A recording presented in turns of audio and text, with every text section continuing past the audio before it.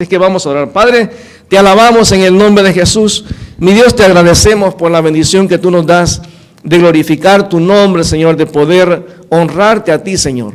Porque, Padre, gracias porque podíamos estar en otro lugar, pero tú nos has permitido estar en tu casa y, Señor, te bendecimos, te glorificamos.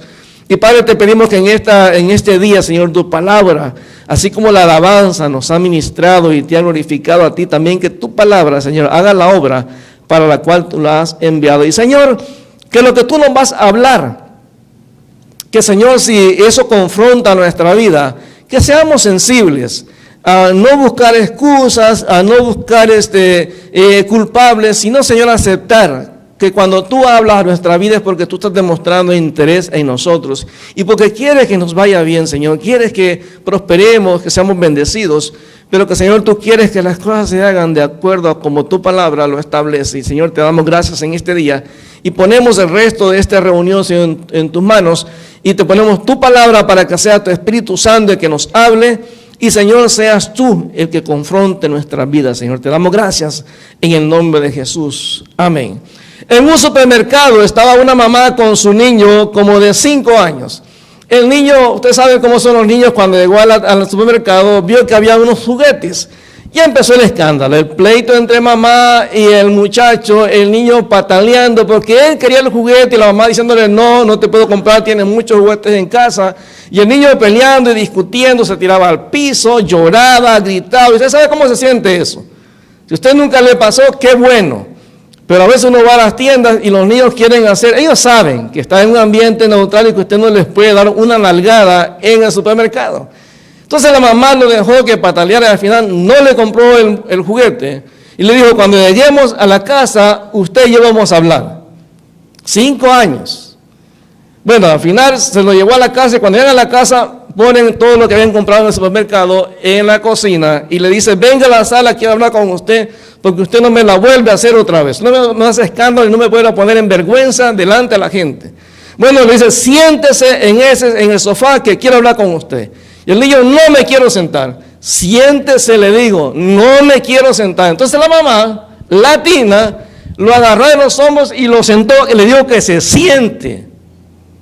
Y el muchacho con la cara enojada le dijo, por fuera dice, estoy sentado, pero por dentro estoy parado.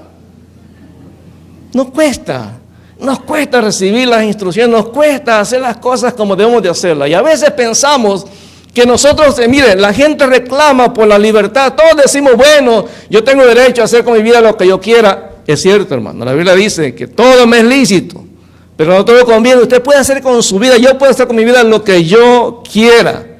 Pero al final de cuentas hay una lección, hay una ley que Dios ha establecido en el universo. No solamente para los cristianos, sino para toda persona en el mundo. La ley de la causa y el efecto. Lo que yo siembro, cosecho. Lo que yo hago va a tener consecuencias. Y esas consecuencias, querramos o no querramos, nos van a alcanzar. Y en este texto de ahora, recuerda que estamos en el libro de Josué. Y vamos al capítulo 7, por favor. Capítulo 7. Recuérdense que el domingo pasado dejamos al pueblo en una victoria tremenda. El pueblo había visto cómo Dios, un Dios todopoderoso, había derribado los muros de Jericó y cómo ellos habían entrado al pueblo y habían tenido una victoria tremenda. De hecho, el capítulo 6, en el versículo 27, si usted observa cómo termina este pasaje, es impresionante la declaración que hace el escritor del libro de Josué. Dice Josué 6, 27, dice, estaba pues Jehová con Josué, y su nombre se divulgó por toda la tierra. Hermano, Josué estaba en las nubes.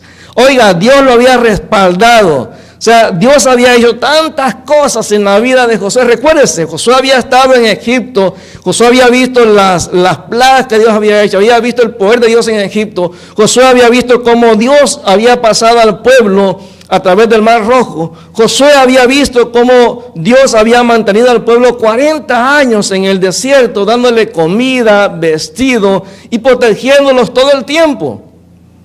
Josué había visto cómo el río Jordán se abrió para que el pueblo pasara en seco. Y Josué unos días antes había visto cómo Dios había derrotado a los gente de Jericó y había derribado los muros y había permitido que el pueblo, a través de un milagro grande, pasara a conquistar la tierra prometida. Pero el capítulo 7 cambia. Ahí está el pelo en la sopa, porque mira cómo empieza el capítulo 7. Pero los hijos de Israel cometieron una prevaricación, es decir, un pecado, una rebeldía en cuanto al anatema, al maldito.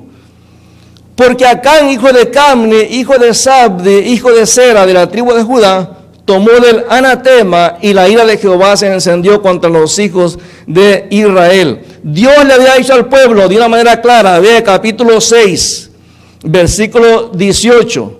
Dice, pero ustedes guárdense del anatema, no toquen ni tomen alguna cosa del anatema, no sea que hagan anatema al campamento de Israel y lo turbéis. Mas toda la plata y el oro y los utensilios de bronce y de hierro sean consagrados a Jehová y entren en el tesoro de Jehová. La instrucción de Dios fue clara. Todo lo que había de valor en Jericó tenía que ser dado a Dios. El pueblo no podía tomar nada. Entonces el capítulo 7 es interesante porque este capítulo empieza Dios declarando cuál es el problema que está pasando realmente en el pueblo. Dios realmente dice en este pasaje que el problema que había es que había pecado en el pueblo. Entonces todo el capítulo va a explicar realmente cuál es el pecado que hay. Que ha habido prevaricación, hay pecado, hay rebeldía delante del pueblo. Hay algo que está pasando y el problema es que el pueblo no lo sabe. Y hay varias lecciones que Dios nos enseña en este pasaje. Esperemos que terminemos todas ahora. Pero una de las primeras cosas que el Señor nos enseña en el versículo 2 al versículo 5 de Josué capítulo 7 es que debemos de aprender a tomar en cuenta a Dios en todo. Hermanos, usted y yo muchas veces tomamos decisiones en nuestra vida, con quién nos vamos a casar. Mire, los novios no oran realmente por esa persona. ¿Cómo uno establece una relación con otra persona? A través del físico. Si me gusta, bueno, entro en esa relación. En el camino uno se da cuenta realmente cómo es la persona, porque una persona puede ser muy guapa, una mujer puede ser muy bella y puede ser una mujer realmente despiadada. Yo no sé si usted escuchó la noticia hace algunos años. En Miami, una mujer latina descubrió que a su esposo la engañaba. Y enojada, se fue a esperar a la salida del trabajo. Y cuando ella vio que él salió, iba cruzando la calle, ella aceleró. Le pegó el primer golpe, lo lanzó por allá, le pasó, volvió a pasarle, le pasó varias veces hasta que estuvo segura que lo había matado. ¿Se da cuenta? Entonces, en el caso del pueblo judío, recuérdense, ellos acababan de tener una victoria. Pero Dios empieza el pasaje declarando que en el pueblo hay pecado. Y el primer error que comete Josué, después de esa victoria de Jericó, es no tomar en cuenta a Dios en las decisiones. Porque vean lo que dice el versículo 2 al versículo 5. Dice, después Josué envió a hombres desde Jericó a Ai. Eso lo había hecho antes de enviar hombres a Jericó también, que estaba junto a Bet-Aven, hacia el oriente de Betel, y les habló diciendo, subid y reconoced la tierra, y ellos subieron y reconocieron a Ai. Y volviendo a Josué le dijeron, no suba todo el pueblo, sino suban como 2,000 o 3,000 hombres, y tomarán a Ai. No fatigas a todo el pueblo yendo allí, porque son pocos. Y subieron allá del pueblo como 3,000 hombres, los cuales huyeron delante de los de Ai, y los de Ai mataron a ellos como a unos 36 hombres. Y los siguieron desde la puerta de Sebarín y los derrotaron en la bajada, por lo cual el corazón del pueblo desfalleció y vino a ser como agua. Mire, Jericó era una ciudad que estaba protegida por muros y Dios la destruyó. ¿Cuál es el problema? Cuando Josué manda a los espías a ver cómo está Ai, él está haciendo lo correcto. Pero Josué en ningún momento le pregunta a Dios, Señor, ¿es que tenemos que ir a batalla con este pueblo? No. Josué simplemente se deja guiar por la opinión de las otras personas, por los espías, y hace lo que los espías le dicen. En ningún momento usted ve a Josué orando, diciéndole, Señor, así como tú derrotaste a Jericó, y tú hiciste el milagro, haz también el milagro en Ai. ¿Cuál fue el problema con Josué? Que Josué dijo, bueno, Jericó era difícil de conquistar, pero Ai, son poquitos. Son poquitos. Y a veces a usted y a mí nos pasa exactamente lo mismo. A veces las victorias o éxitos de nuestra vida pueden hacernos caer en la autoconfianza. Oh, si yo sé que Dios está conmigo. Sí, hermano, pero hay que preguntarle en cada decisión que tomemos en nuestra vida. Sí, Dios sabe, Dios conoce lo que estamos haciendo. Dice la palabra que todavía no está la palabra en mi boca y Dios ya la conoce. Sí, pero Dios quiere que le consultemos en cada paso de nuestra vida. Josué se equivocó en eso. Y recuérdense, Josué hablaba cara a cara con Dios. Josué se comunicaba con Dios. Dios le hablaba a Josué. Pero Josué se confió. Hermano, las bendiciones del pasado no tienen que darnos una falsa confianza para los retos que vamos a enfrentar en la vida diaria. Tenemos que estar consultando a Dios todos los días, cada momento. A veces pensar que como Dios me bendijo hoy, lo hará mañana sin importar lo que yo haga. No, hermano, eso no es automático. A Dios hay que buscarlo todos los días. Por eso decíamos hace algunos domingos, que si usted se conforma con lo que le damos acá el domingo o el viernes, los que vienen los viernes, eso es muy poco. Yo tengo que buscar a Dios todos los días.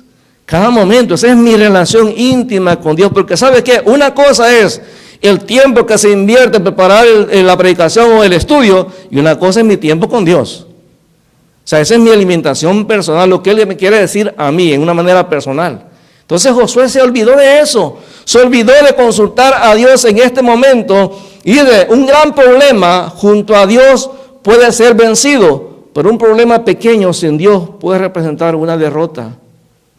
Te puede a lo mejor decir, mire, Dios me sanó de cáncer, fantástico.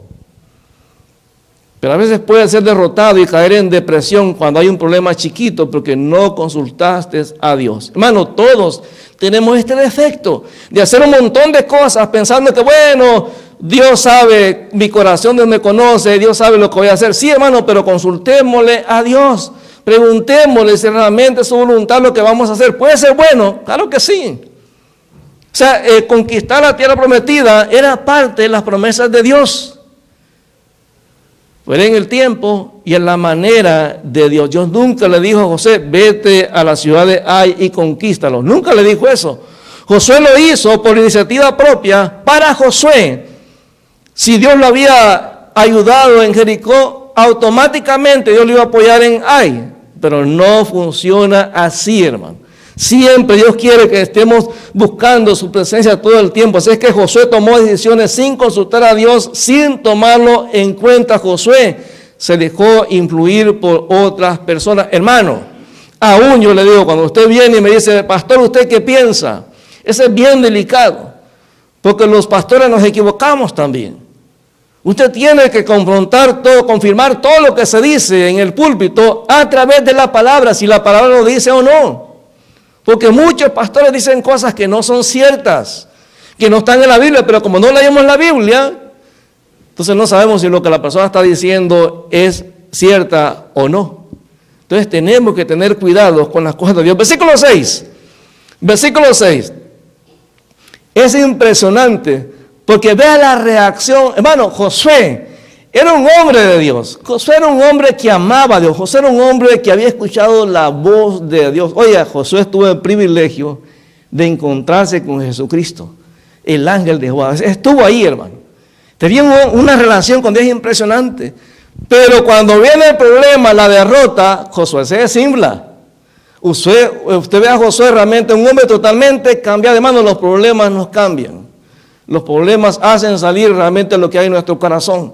Y miren lo que dice en el versículo 6 hasta el versículo 12. En versículo 6 primero, miren lo que dice.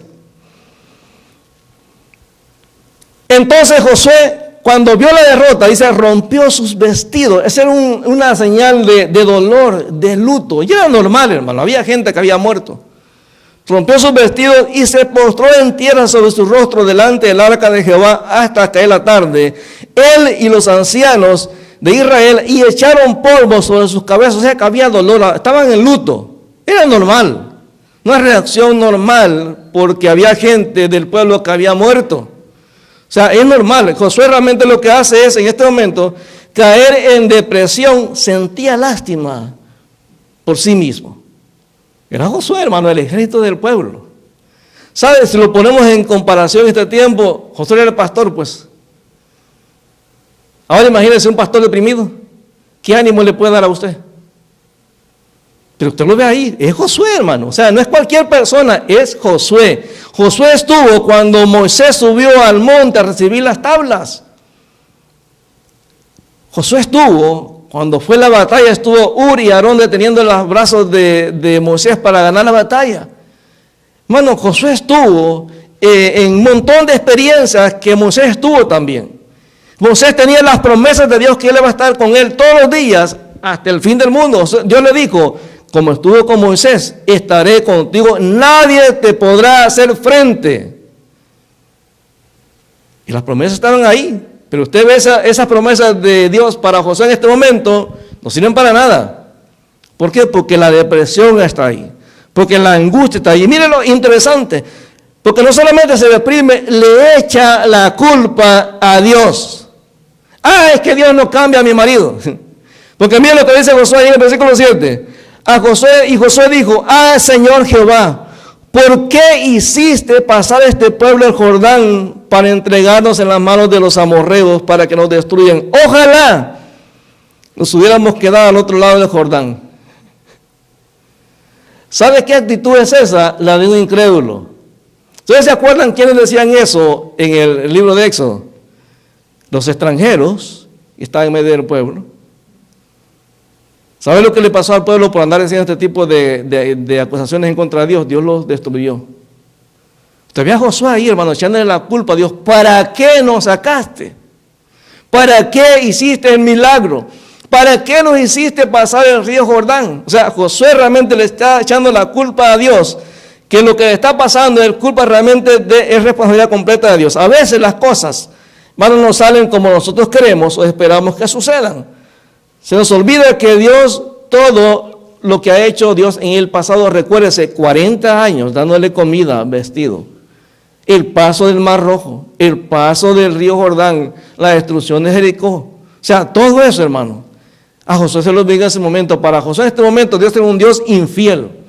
Dios es un Dios que no cumplía las promesas. O sea, y empieza entonces a echarle la culpa a Dios. Número 3. Trató de hacer creer a Dios que la gente iba a pensar mal de Dios. Porque vean lo que dice en el versículo 8. Ay, Señor, ¿qué diré ya que Israel ha vuelto la espalda delante de sus enemigos? Porque los cananeos, o sea, los inconversos, y todos los moradores de la tierra oirán y nos rodearán y borrarán nuestro nombre sobre la tierra. Entonces, quieras tú a tu grande nombre. Josué es astuto, porque Josué le dice al Señor, Señor, esta gente va a decir, no, es que lo que pasa es que Dios no pudo meterlos a la tierra prometida. Es que Dios realmente no es tan poderoso como dicen que es. ¿Se da cuenta cómo de pronto Josué cambia de creer en ese Dios que tiene todo el poder, en creer ahora en un Dios que no tiene capacidad? Y eso nos pasa a nosotros. Ay, si Dios hiciera un milagro en mi pareja, las cosas serían diferentes. Y a veces Dios lo que quiere es cambiar tu vida. Porque las cosas no cambian a menos que tú cambies. Porque a veces yo quiero que la otra persona sea como yo creo que tiene que ser. Y no, Dios dice, no, espérate, el trabajo de Dios es personal en cada uno. La Biblia dice que comenzó la buena obra en nosotros, la perfeccionará hasta el día de Jesucristo. La obra es personal. Pero Josué dice, no, Señor, esa es culpa tuya. Mira, de ti van a hablar. De ti van a hablar. El pecado siempre, hermano, va a bloquear la bendición de Dios. ¿Por qué Josué y el pueblo fue derrotado? Porque había pecado en el pueblo. Ahora, interesante, Josué no sabía. Josué no sabía lo que estaba pasando. Así nos pasa a nosotros. Usted y yo nos vemos acá en la iglesia y decimos, wow, mire hermano lo que hace. Pero usted no sabe el corazón de la persona. Eso solamente Dios lo sabe. Versículo 10. Y Jehová dijo a Josué, levántate, ¿por qué te postras así sobre tu rostro? O sea, porque estás orando, ese no es tiempo de orar.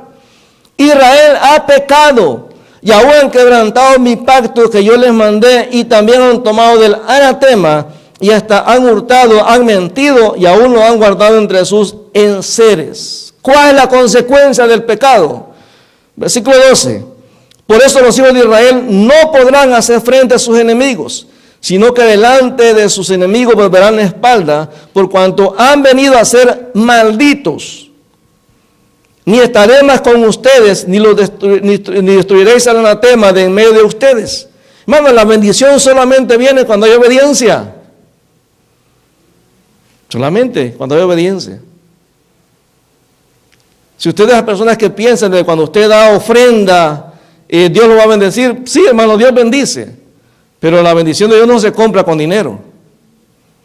Eso es una mentira cuando la gente dice, mire, den $1,000 y Dios lo va a bendecir. Hermano, no, la bendición de Dios no se compra. Dios realmente, Dios ha sido bien claro en la palabra. La bendición siempre viene cuando hay obediencia. Obediencia. Y recuérdese que a cada uno de nosotros Dios nos da mandamientos específicos para nuestra vida. A veces Dios está diciendo, mire, perdona a esa persona que te hizo daño. Y tú dices, no quiero perdonar. Y luego te vas a orar y decirle, Señor, por favor, bendíceme. Dios dice, no te voy a bendecir hasta que perdones. Es más, Dios dice en Mateo que Dios no nos perdona si nosotros no perdonamos a las personas que nos han hecho algún daño. Si queremos un milagro en nuestra vida, ¿qué pecado debemos de dejar? ¿Qué cosas tengo que confesar?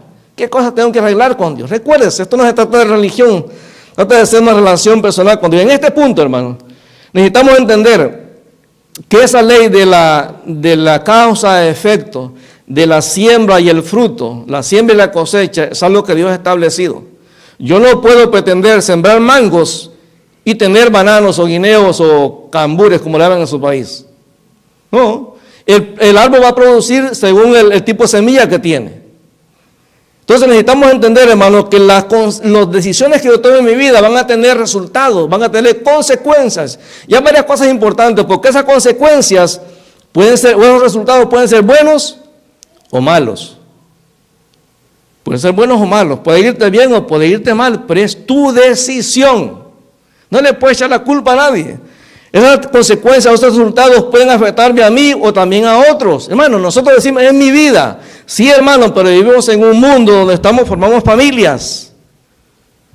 Cuando un hijo toma una decisión de hacer cualquier cosa con su vida, claro que afecta a toda la familia. El papá o la mamá se afectan. Claro que sí. O sea, tus decisiones no son solamente tuyas, no te afectan solamente a ti, afectan a muchas personas. Entonces tenemos que entender eso, no vivimos en un mundo aislado. Toda decisión que tomamos va a afectar a otras personas. Esas decisiones también pueden ayudarme a crecer o a estancar mi vida. Una mala decisión, hermano, puede dañar toda tu vida para siempre. Una mala decisión. Una. Estaba viendo, a mí me gustan mucho los documentales, estaba viendo el documental de un cantante secular que lo considera uno de los genios en la música. Él decidió que su vida era su cuerpo y no podía usarlo como él quisiera. Él fue uno de los que empezó a aparecer con el bigote, de los que eran pues homosexuales. Y él decía, mi vida es mi vida, puedo acostarme con que yo quiera. Un día se empezó a sentir mal y cuando llegó al médico, el médico le dijo, tiene SIDA.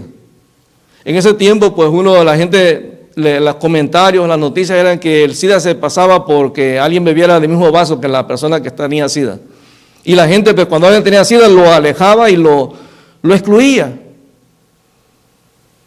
El problema es que él se acostó con varios hombres y contagió a varias personas. Cuando dieron noticia de que él tenía SIDA, empezó a contactar a todas las personas con las que había tenido sexo. Y claro, no sabían cuál de todos lo había contaminado, pero él había contaminado a varios hombres y a algunas mujeres también. Hermano, usted puede decir, no, es mi vida y yo puedo hacer lo que yo quiera. Sí, es su vida, hermano. Usted puede hacer lo que usted quiera. Pero tiene que entender que hay personas que están en contacto con usted. Hay personas que van a ser heridas por usted. ¿Sabe? Mire, en un divorcio, hermano, papá y mamá van a decir, bueno, ya no lo aguanto, que se vaya. ¿Y los hijos? ¿Usted cree que a los hijos no les duele? Los hijos, hermano, ¿cómo usted puede decirle a un niño que decida, o un joven, o aunque sea un adulto, pensar al lado de quién se va a ir? Es difícil. Si es su decisión, hacer lo que quiera con su vida, pero hay personas que van a ser afectadas, querramos o no querramos. Esa es la ley de la causa y el efecto. Cada decisión puede traerme felicidad o dolor. Si la gente dice, bueno, pero es que yo quiero disfrutar la vida, fantástico. Pero muchas veces ese disfrute es temporal y al final te trae dolor. Tenemos que entender que hay consecuencias. Gálatas capítulo 6. Gálatas 6, vean lo que dice por favor. Gálatas 6, versículo 7.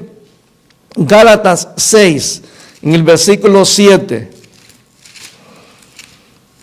Gálatas 6, en el versículo 7. Vea cómo el apóstol Pablo en este pasaje, bueno, el Señor a través del apóstol Pablo nos habla en este pasaje. Realmente las consecuencias están ahí, hermano, y cada uno de nosotros es responsable de lo que vamos a hacer con nuestra vida. Gálatas capítulo 6, versículo 7 y versículo 8. Dice, no os engañéis, no se engañen. Dios no puede ser burlado, porque todo lo que el hombre sembrare, eso también segará. O sea, no hay manera de escaparse, hermano. O sea, lo que yo hago va a tener consecuencias, va a tener repercusiones en mi vida y en la vida de otros. Eso yo no lo puedo negar. Usted no puede tomar una decisión y decir, bueno, pero yo voy a delimitar el daño hacia la otra persona. No se puede, hermano. No se puede. Hace muchos años conocí el caso de una mujer que cuando fue al médico le detectaron un tipo de enfermedad y el médico le dice, bueno, pero ¿y usted, esta enfermedad solamente se pasa por contacto sexual? Entonces, no, le dice ella, pero yo solamente tengo relaciones con mi esposo, yo soy fiel a mi esposo. Sí, pero entonces, aquí lo único lógico es que él tuvo relaciones con otra mujer. Entonces yo quiero que lo traiga en la siguiente cita, la siguiente consulta. Y claro, cuando está allí, ella no le dijo nada al hombre, se aguantó. Y cuando llega a la clínica, el doctor le dice, bueno, mire, quiero que usted me diga con quién tuvo sexo. Y claro, pues él se negó y dijo, no, yo no he tenido sexo con nadie, si yo nada más con mi esposa, no, dígame, porque es imposible que ustedes estén enfermos y entre ustedes se hayan enfermado. No puede ser eso, tiene que haber otra tercera persona. Y claro, él no quería decir, hasta que al final le dijo, bueno, le voy a decir, pero saca a mi esposa. Y no, él le dijo, ¿cómo voy a salir? Imagínense cómo se puso ahí en la oficina, no había dónde correrse, hermano. Ese hombre tuvo el momento difícil de su vida. Y cuando él confesó, el médico le dijo, el problema es que esta enfermedad solamente afecta a las mujeres. El hombre es portador nada más. Entonces la única manera es que ella ha tenido relaciones con otra mujer o usted tuvo relaciones con otra mujer y se lo pasó a ella. Consecuencias. Te puede decir, no, pero es mi vida. Sí, pero va a afectar a otras personas, quiérase o no, hermano. Y Josué en este caso, hermano, cuando está diciéndole eso a Dios, está afectando la actitud del pueblo, porque las malas noticias se riegan, hermano. Se riegan. Entonces entendamos que van a haber decisiones. Miren lo que dice Lucas. Aquí en Gálatas capítulo 6, versículo 7, versículo 8. Porque el que siembra para su carne, de la carne segará corrupción. Mas el que siembra para el espíritu, del espíritu segará vida eterna. Hay consecuencias. Si usted es los que dicen, bueno, yo tengo mi religión. Y la gente dice que, bueno, todos los caminos llegan a Roma, así que toda religión llega a Dios. Bueno, piense eso, tiene su derecho a pensarlo. Pero eso no significa que sea cierto. No sé si vieron lo que pasó, creo que no sé en qué país fue que hicieron una mímica de que iba Satanás arrastrando a Jesús. Bueno, la gente se puede burlar las veces que quiera. La Biblia claramente determina que un día toda rodilla se logrará delante del Señor, todas. Un día se van a abrir los libros y ahí no va a haber que no, que yo era de tal religión. Ahí no funciona con Dios, hermano. Dios dice, esto es y eso es. Y como cristianos debemos entender que las cosas como Dios las dice, así son. Hay gente que defiende tanto las denominaciones, eso ofende, hermano. Hay gente que se dice, no, yo soy bautista, no, yo soy metodista, yo soy pentecostal. Hermano, y dígame dónde dice la Biblia que los pentecostales o los bautistas o los metodistas se van a ir al cielo. Dígame. A ver, muéstrame un versículo. No dice.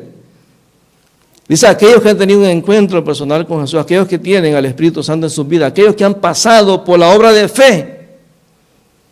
Ahora, cuando yo conozco a Jesús, claro que mi manera de ver las cosas tiene que ser diferente. Lucas 6, vean lo que dice Lucas 6. Lucas capítulo 6. Lucas capítulo 6.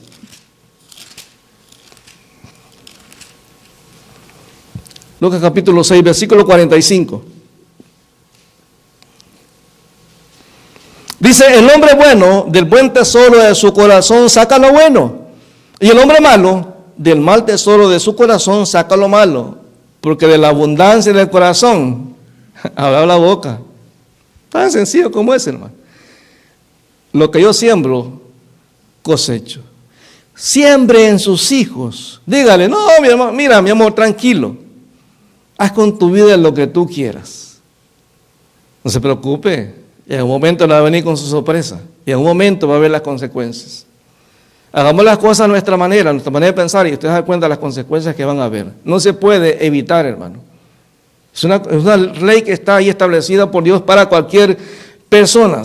Ahora, una tercera lección que Dios nos enseña en este pasaje de Josué capítulo 7,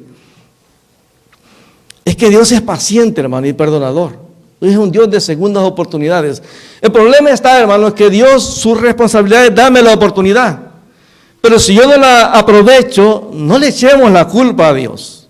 ¿Sabe cuántas veces Dios nos habla en nuestra vida y nos enojamos por lo que Dios dice? A mí hay gente que me ha dicho, bueno, en una reunión él me dijo, no, yo le invitaba a la iglesia, le digo, oye, pues te vemos en la iglesia. Me dice, no, lo que pasa es que siempre que voy a la iglesia, usted habla de algo que es personal, mío. Yo le digo, pues yo cómo voy a saber. Yo no puedo saber realmente qué es lo que está pasando en tu vida. Simplemente que Dios tratando de hablar en tu vida. O sea, es impresionante, pero en este pasaje de Josué capítulo 7, después de que el Señor confronta a Josué y dice que hay pecado, Él le da la manera de descubrir quién ha pecado, hermano, porque Dios sabía quién lo había hecho, pero Josué no. Josué no tenía la capacidad de conocer lo que estaba pasando realmente. Ahí en el versículo 13,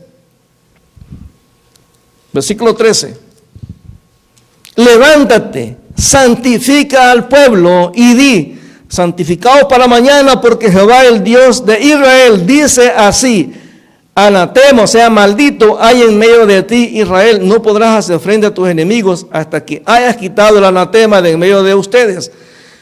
Os acercaréis pues mañana por vuestras tribus, y la tribu que Jehová tomare se acercará por sus familias, y la familia que Jehová tomare se acercará por sus casas, y la casa que Jehová tomare se acercará por los varones, y el que fuere sorprendido en el anatema será quemado él y todo lo que tiene, por cuanto ha quebrantado el pacto de Jehová y ha cometido maldad en Israel. Dio las instrucciones a Josué. Y una de las cosas impresionantes que uno ve en este pasaje, mire, imagínense, para que entendamos lo que está pasando aquí, imagínense que de pronto Dios se aparece aquí y dice, bueno, aquí en la congregación de Getsemaní hay pecado. Ya está bloqueando la bendición, entonces voy a darles oportunidad. Aquí como no somos familia, vamos a decir, bueno, vamos a hacerlo primero, a ver, pónganse por países. Poner los mexicanos, los cubanos, los nicaragüenses, los colombianos, los venezolanos, los salvadoreños, guatemaltecos, cada uno en su grupito. Dice, yo voy a escoger cuál país es el que ha pecado. Bueno, para no ofender a nadie, los salvadoreños. Ni modo nos tocó a nosotros. Ahora, dice, de los salvadoreños, tal familia, Quintanilla. De la familia Quintanilla, fulano de tal. Ahora, ¿qué haría usted desde el momento que dice, en la congregación hay pecado? El único que se afligiría es el que lo ha hecho. Entonces, cuando Dios dice, voy a separar la tribu de donde está, y agarra la tribu de Judá. Ahora, el que hizo el pecado contra Dios, él sabe para dónde va Dios. ¿Qué está haciendo Dios con ese proceso? Dándole tiempo para que se arrepiente. De la tribu de Judá escoge una familia. Hermano, ya ahí ya usted dice, no, ya va muy cerquita. De tal familia, fulano de tal. Ya ahí no había escapatoria, hermano. Dice alguien que nadie es culpable hasta que lo descubre. ¿Sabe qué está haciendo Dios en este proceso? Dándole tiempo a Acán de que se arrepienta. Si a cada momento que Dios hubiera dicho, en el pueblo del pecado, Acán hubiera dicho, yo soy, Dios lo hubiera perdonado. Posiblemente. ¿Sabe cuál es el problema? Que usted y yo pensamos que Dios no sabe las cosas. Que Dios lo podemos engañar, que Dios podemos hacer las cosas que sea en lo oculto y Dios nunca se va a dar cuenta. Así que hace ese proceso. Primero dice, se acercarán pues mañana por vuestras tribus. Y la tribu que Jehová tomare se acercará por su familia. Imagínate las 11 tribus. Ay, no era con nosotros. Pero la tribu que escogieron, la tribu de Judá. Estamos hablando de que a lo mejor en la tribu de Judá había, no sé, 300,000 personas. Entonces dice, oh, paso desapercibido. En el momento que Dios escoge la tribu de Judá, Acán tiene que darse cuenta que Dios lo descubrió. Y luego dice en el versículo 14, y la familia que Jehová tomare se acercará por sus casas. Y la casa que Jehová tomare se acercará por los varones. Y el que fuere sorprendido en el anatema será quemado, él y todo lo que tiene. El versículo 18 dice, hizo acercar su casa por los varones y fue tomado Acán, hijo de Carme, hijo de Sabdi, hijo de Sera, de la tribu de Judá. Hermano, Acán pensó que nadie lo iba a descubrir. Es cierto, el ser humano no tiene la capacidad, pero Dios sí. Dios sí.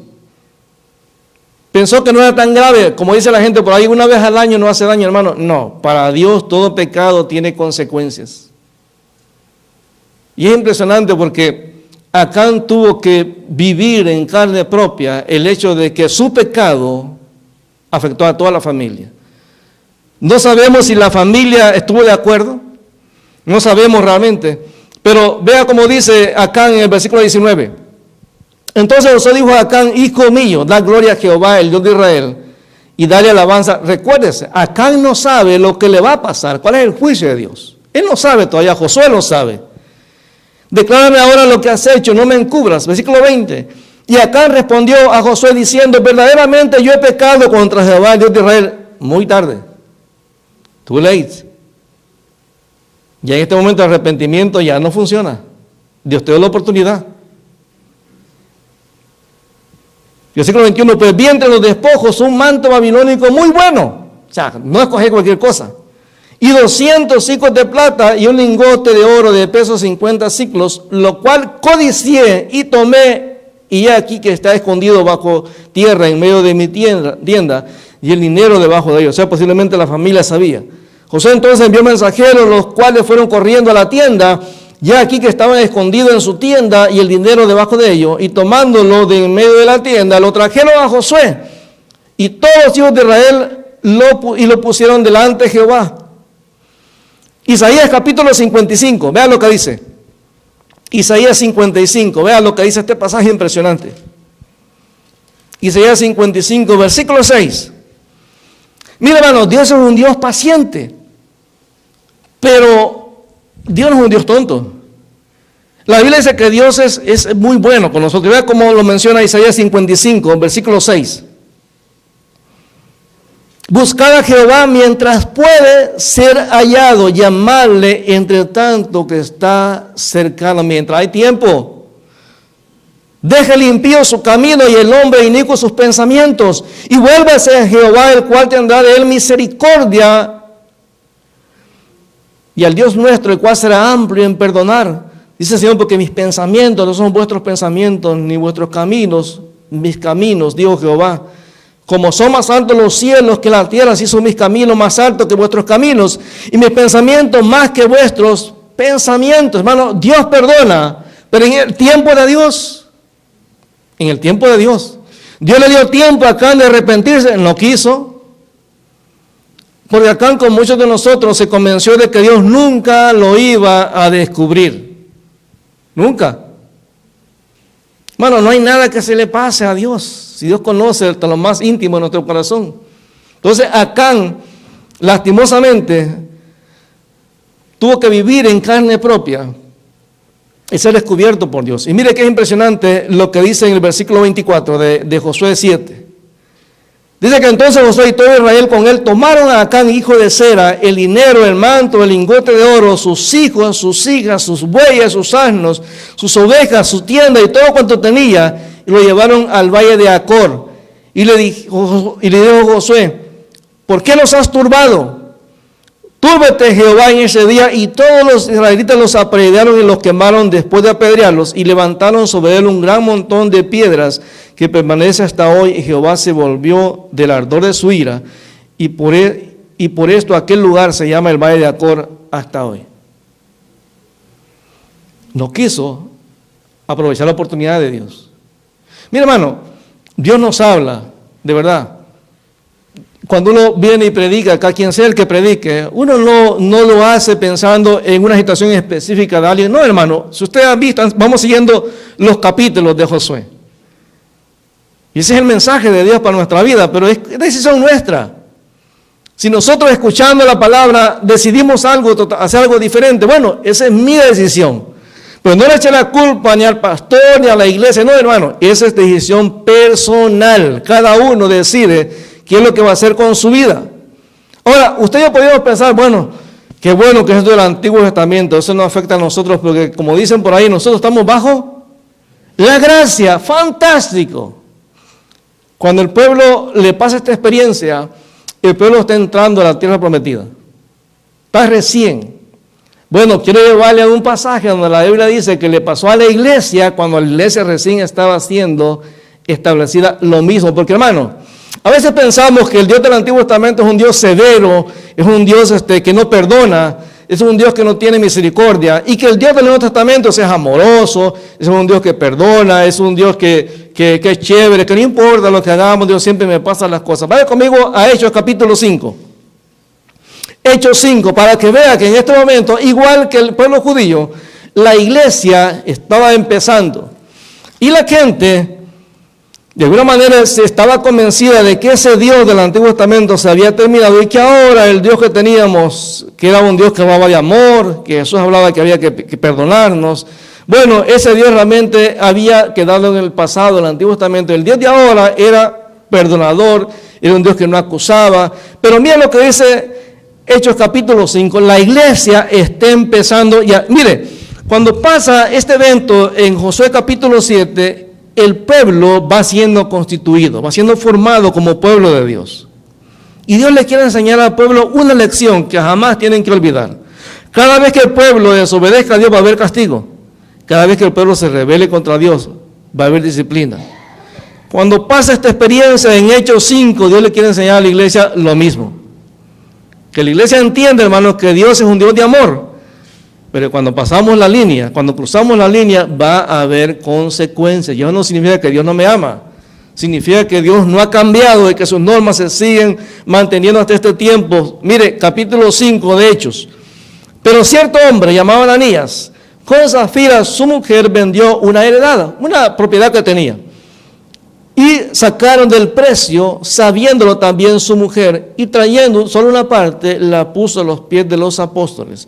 Es decir, cuando ellos vienen y ponen ese dinero ahí, es porque todos los demás de la iglesia están vendiendo sus propiedades y están poniendo el dinero ahí para ayudar a los pobres. Ellos vienen y dicen, aquí está todo lo que cobramos, pero realmente no están dando todo el dinero, están dando una parte. Esa es la mentira de ellos, que están aparentando que son bondadosos, cuando realmente son codiciosos.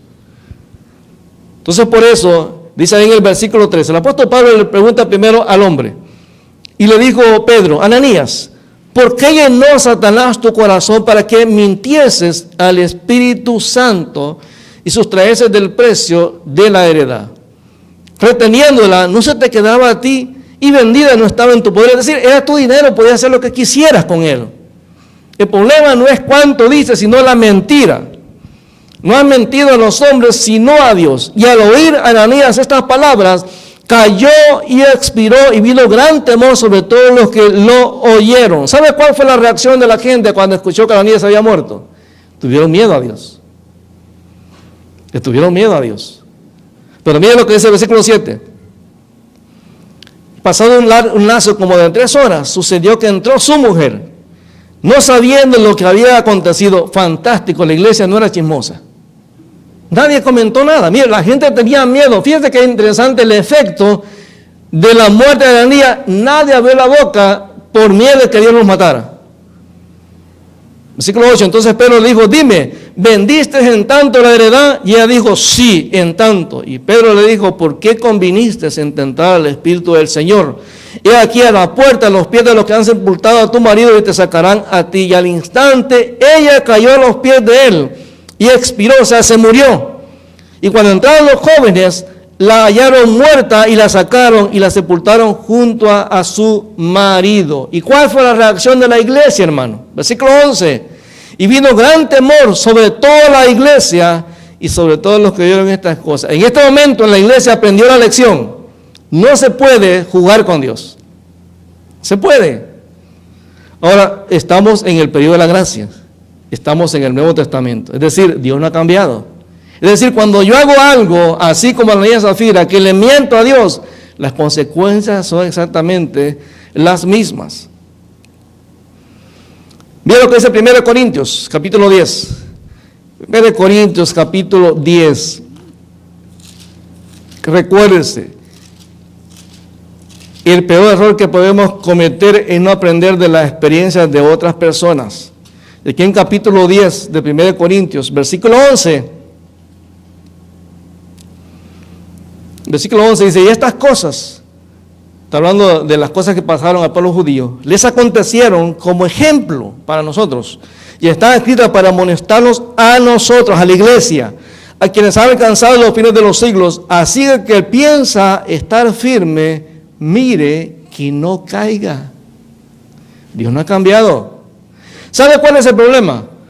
Que nosotros en este tiempo nos llevamos un registro de todas las personas a quien Dios ha matado, literalmente, por causa de su pecado. Yo le aseguro que si hoy en este día pasara esa experiencia, yo dijera, bueno, voy a enseñar a la iglesia de Getsemaní, que yo estoy hablando en serio, y Dios escogiera al azar a uno de nosotros, y viera un ángel que se parara aquí al frente y dijera, bueno, Dios le va a enseñar a la iglesia que el pecado tiene consecuencias. Si es que voy a escoger al azar a una persona para que se muera, para enseñarle a todos que Dios está hablando en serio. Pregunta, ¿quién quiere ser voluntario? Ahora imagínate cualquiera de nosotros, bueno, el pastor pues. Yo caigo muerto ahí. ¿Cuál sería su reacción al verme muerto ahí? Todo cambiaría, hermano. Porque nos damos cuenta que Dios habla en serio. El problema es que nosotros pensamos, no, si Dios es misericordioso, claro que es misericordioso, eso no se niega. Pero Dios es bueno y bondadoso, pero también es justo y santo. Como santo, Dios no acepta el pecado en su presencia. Como justo, Dios no puede asolapar el pecado. Como justo, Dios se exige a sí mismo juzgar el pecado. ¿No dice la Biblia en Hebreos capítulo 10? Que Dios al que toma por hijo lo azota. No lo acaricia, hermano, no lo solapa, no. Dios disciplina, Hebreos capítulo 12, disciplina a aquel que toma por hijo. En Isaías capítulo 1, versículo 18, se lo leo. Dice el Señor, venid, dice Jehová, y estemos a cuenta. Si vuestros pecados fueren como la grana, como la nieve serán emblanquecidos, si fueren rojos como el carmesí, vendrán a ser como blanca lana. Si quisieran y oyeran, comerán el bien de la tierra, pero si no quisieran y fueran rebeldes, serán consumidos a espada, porque la boca de Jehová lo ha dicho. La pregunta es ahora, hermano, en este sentido, la pregunta es entonces, ¿por qué nos cuesta tanto aceptar cuando nos hemos equivocado? ¿Por qué nos cuesta tanto aceptar cuando hemos pecado delante de Dios? ¿Por qué es más fácil para nosotros empezar a dar excusas, a echarle la culpa a otras personas? ¿Por qué es más fácil convencernos de que nada va a pasar hasta que la situación se da en nuestra vida? Bueno, cada domingo, cada viernes, cada día que nos sentamos a leer la palabra, es un momento en el que Dios está tratando de hablar nuestra vida. Si nosotros no escuchamos, por favor, hermano, no le echen la culpa a Dios, no le echemos la culpa a Dios. Porque la palabra está aquí. Y la decisión de lo que vamos a hacer en nuestra vida es una decisión personal y nadie va a tomar la responsabilidad por ti, hermano, cuando nos presentemos delante de Dios. En el juicio, las mamás no van a poder levantar la mano y decirle, Señor, perdóname, Señor, deja a mi hijo, Señor, no lo juzgue, júzgame a mí, por favor. Cualquier madre puede hacer eso. No, hermanitas, ahí no va a funcionar eso. Delante de Dios es personal. La Biblia dice, el alma que pecare, esa morirá. Es personal. Hoy nos toca la cena. Y a mí me fascina porque es impresionante que uno no planifica, hermano. Yo cuando estaba preparando el tema decía, wow, Señor, toca la cena y realmente no lo planificamos. Este es un tiempo de recordatorio. Nos recuerda que Él pagó por nosotros en la cruz del Calvario, nos recuerda que tenemos un pacto de obediencia con Él. Cuando tomemos la copa y el pan, es nuestro momento para decirle, Señor, perdóname. Porque hoy en este día me está dando la oportunidad de arreglar las cosas contigo. Hermano, no se vaya de aquí a este lugar sin haber arreglado las cosas con Dios. Usted no sabe lo que va a pasar allá afuera, usted no sabe. Puede ser el último día en que usted podamos tener la oportunidad de arreglar las cosas con Dios. No nos vayamos sin haber arreglado las cosas con Dios. La mesa está lista. Y Dios está dispuesto para que cada uno de nosotros nos acerquemos a Él y le digamos, Señor, aquí está mi vida, perdóname por esto en específico que hice, Señor. No sigamos tomando decisiones sin consultar a Dios. No sigamos en la vida echando la culpa a Dios. Aprendamos a tomar responsabilidad de nuestras propias decisiones. Padre, te alabamos en el nombre de Jesús.